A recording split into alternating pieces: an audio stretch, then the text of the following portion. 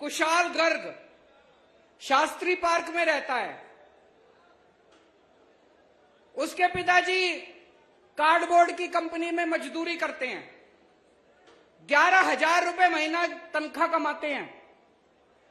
उनके बेटे का एडमिशन इस बार ऑल इंडिया मेडिकल कॉलेज में हुआ है, देश का सबसे बड़ा। ऑल इंडिया मेडिकल तो सबसे बड़ा है, ऑल इंडिया मेडिकल में उसके बच्चे का एडमिशन हुआ है।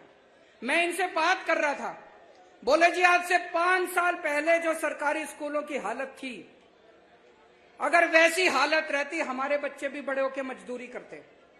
ये तो बोले केजरीवाल जी आपका धन्यवाद जो आपने स्कूल इतने शानदार कर दिए। मैं ये कहना चाहता हूं कि अगर गरीबों के बच्चे भी इंटेलिजेंट होते हैं, गरीबों के बच्चे कमजोर नहीं होते। ये तो माँ बाप के पास साधन नहीं होते, सरकारें कुछ करती नहीं है, इसलिए गरीब का बच्चा बड़ा होकर गरीब रह जाता है। आज दिल्ली के अंदर आप सोच के देखो कितने ऐसे शुभम होंगे, कितने ऐसे कुशाल गर्ग होंगे। लाखों बच्चे दिल्ली के स्कूलों में 18 लाख बच्चे पढ़ते हैं। इन 18 लाख बच्चों का भविष्य पहले अंधकार में था। ऐसे ही लाखों बच्चों का भविष्य हरियाणा के अंदर अंधकार में है।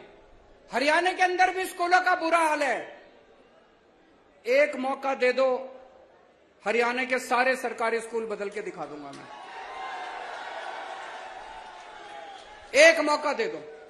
दिल्ली में करके आया हूं, हवा में बात नहीं कर रहा, दिल्ली में करके आया हूं। हरियाणा के भी सारे स्कूल बदल दूंगा।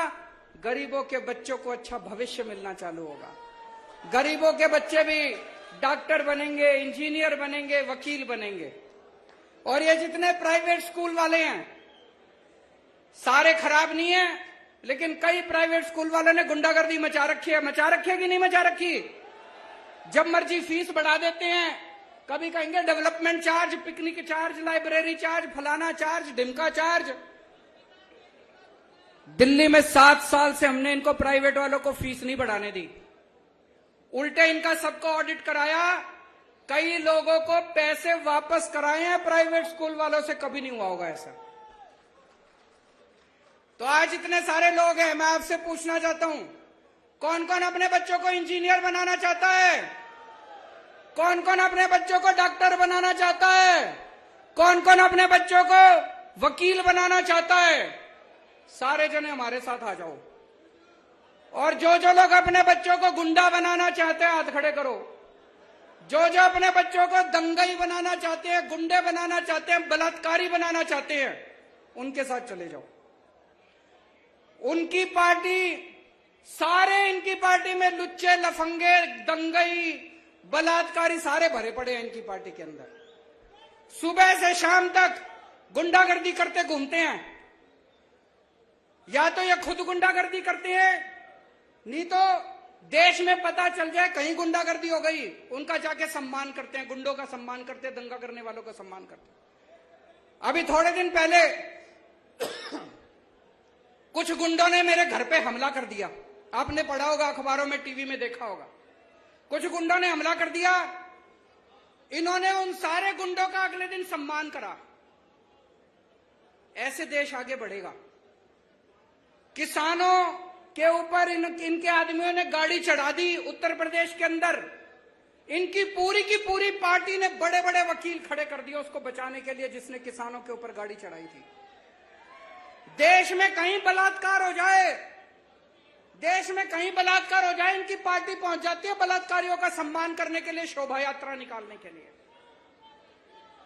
आप क्या सुनते हो इनके बारे में? यही सुनते हो इन्होंने यहां दंगा कर दिया, यहां मारपीट कर दी, यहां गुंडई कर दिया।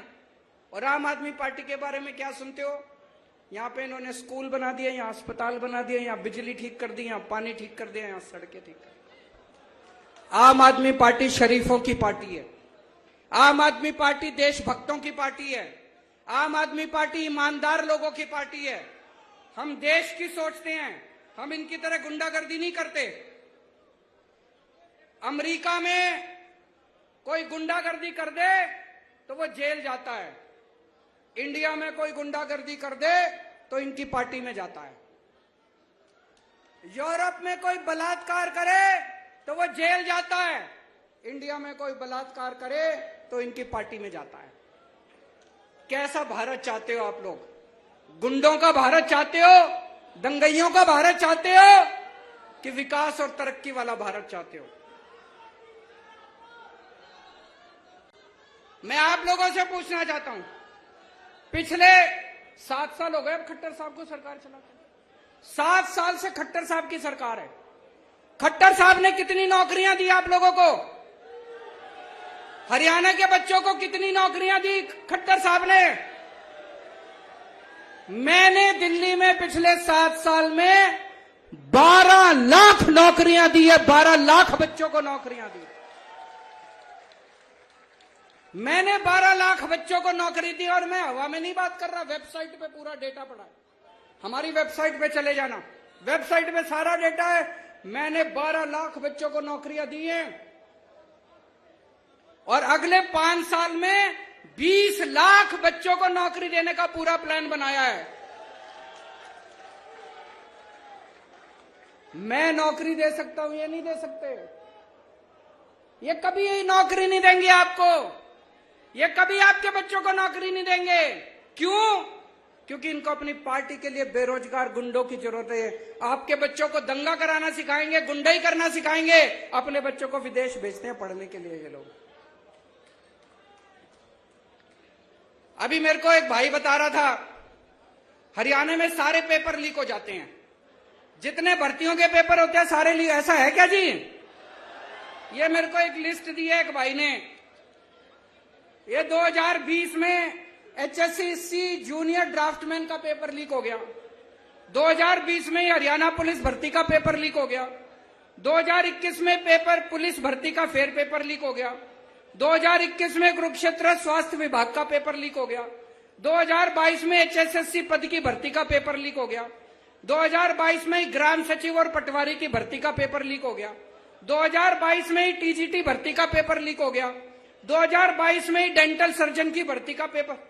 खट्टर साहब, आपसे एक पेपर नहीं कराए जाते, सरकार क्या चलाओगे? एक पेपर नहीं करवा सकता जो आदमी, एक पेपर नहीं करा सकता, वो सरकार क्या चलाएगा? गलत तो नहीं कह रहा भाई साहब? मैं भी गुजरात गया था, वहां भी पता चला सारे पेपर लीक हो रहे हैं, वहां भी बीजेपी की सरकार है। मैं हिमाचल प्रदेश गया था, वहां भी सारे पेपर लीक हो रहे हैं। एक Guinness book of world record है, सुना है आपने? दुनिया के सारे बड़े बड़े रिकॉर्ड उसमें होते हैं। अभी उनकी कल मीटिंग हुई है शाम को गिनीज बुक वालों की, उसमें भारतीय जनता पार्टी का नाम लिखा जा रहा है। सबसे ज्यादा पेपर लीक करवाने वाली पार्टी भारतीय जनता पार्टी। इनकी सरकारों से पेपर नहीं होते, इनसे स्कूल नहीं बनते, इनसे बिजली ठीक नहीं होती, इनसे अस्पताल नहीं बनते। क्यों बोझ उठा के घूम रहे हो? इनको उखाड़ के फेंको। अब ईमानदार पार्टी आ गई। कई बच्चे आर्मी में भर्ती होना चाहते हैं, देश की सेवा करना चाहते हैं। 2020 के बाद से आज तक आर्मी की भर्ती नहीं खुली, आर्मी की भर्ती के पेपर नहीं करवाए इन्होंने। आज इस मंच के जरिए मैं केंद्र सरकार से और प्रधानमंत्री जी से अपील करना चाहता हूं, 1 लाख से ज्यादा आर्मी के अंदर खाली स्थान हो चुके, इनकी जल्दी से भर्तियां खोली जाए। बच्चे ओवरेज हो रहे हैं। मैंने सुना अभी भिवानी के अंदर एक यंग लड़का पवन, जो आर्मी में जाना चाहता था, भर्ती होना चाहता था फौज में, उसने खुदकुशी कर ली। हमारे नौजवान खुदकुशी कर रहे हैं, तो ये आर्मी की भर्तियां क्यों नहीं खोल रहे?